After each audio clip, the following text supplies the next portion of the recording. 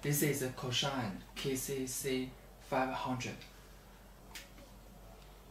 Now you can see from the display, it's polluted, right?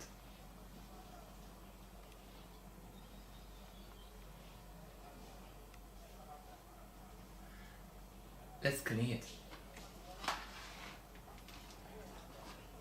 Depress the lever. Slide the connector in this direction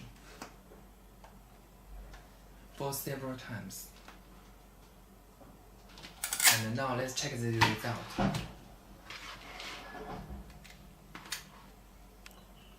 It's clean, right?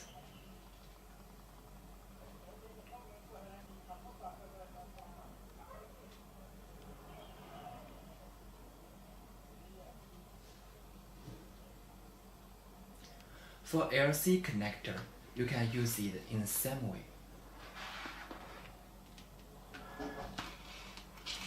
Depress,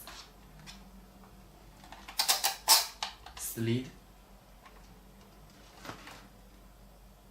finish.